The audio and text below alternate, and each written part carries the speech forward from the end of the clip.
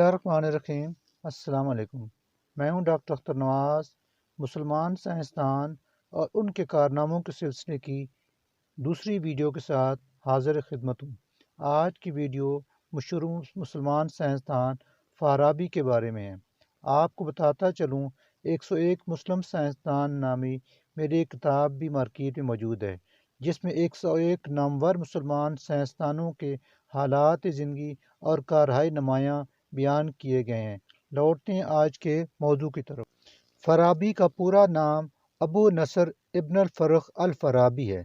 Farabi فاراب Turkestan کے ایک چھوٹے سے گاؤں وسیج میں 870 عیسوی یعنی آج سے تقریباً 1100 سال قبل پیدا ہوئے۔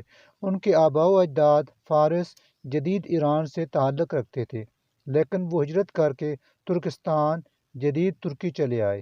اپنی ابتدائی تعلیم انہوں نے فاراب اور بخارا میں حاصل کی۔ اس کے بعد وہ علم و ہنر کے مشہور شہر بغداد جدید عراق کا دارالخلافہ اعلیٰ تعلیم کے لیے حصول کے لیے وہاں تشریف لے گئے، اور وہاں کئی برس تک بہت سی زبانوں پر عبور حاصل کرنے کے علاوہ سائنس اور ٹیکنالوجی میں بھی انہوں نے مہارت حاصل کی۔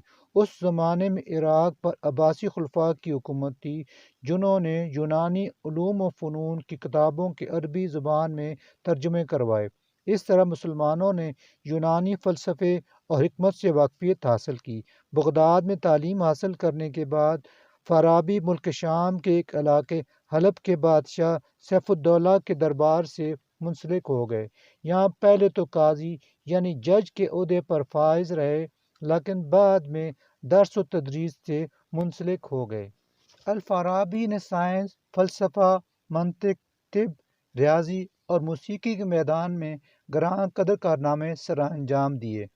اس زمانے کے سائنسدان بیک وقت سائنس، فلسفہ، طب وغیرہ کے مضامین میں ملکہ حاصل کرنے کے علاوہ موسیقی اور مختلف زبانوں میں خوب مہارت رکھتے تھے۔ الفارابی کے متعلق مشہور ہے کہ موسیقی کے آلات اس خوبی سے وہ جانتے تھے کہ اپنی مرضی سے سننے والوں کو ہنسا اور رلا سکتے تھے۔ الفارابی نے یونان کے ارسطو اور افلاطون کے ملیدانہ خیالات اور عقائد کو مذہب کے ساتھ ہم آہنگ کرنے کی کوشش کی، اور ارسطو کی سائنس سمیت دیگر علوم پر لکھی گئی کتابوں پر تبصرے کیے۔ ارسطو، جسے علمی دنیا میں معلم اول کا خطاب دیا جاتا ہے، کے بعد الفارابی کو معلم ثانی سمجھا اور کہا جانے لگا ہے۔ ارسطو کے حالات زندگی جاننے کے لیے لنک نیچے ڈسکرپشن میں دیا گیا ہے۔ آپ ڈسکرپشن میں لنک پر کلک کر کے ارسطو کے حالات زندگی جان سکتے ہیں۔ فارابی نے سوشیالوجی کے مضمون پر بھی کتابیں لکھیں۔ علم نفسیات اور تصوف پر بھی انہوں نے کتابیں لکھیں۔ کتابیں علمی حلقوں میں ان کی آج بھی قدر کی نگاہ سے دیکھی اور پڑھی جاتی ہیں۔ سائنس پر لکھی جانے والی ایک کتاب میں سائنس کے بنیادی اصولوں کو ایک منفرد اور مضبوط طریقے سے لکھا گیا ہے، اور اس طرح کئی صدیوں تک اس کی سائنس پر لکھی دیگر کتابوں کا خاص اثر علمی حلقوں میں قائم رہا۔ دنیا اسلام کے اس نامور فرزند نے 80 سال کی عمر میں شام کے دارالخلافہ دمشق میں 950 عیسوی میں وفات پائی۔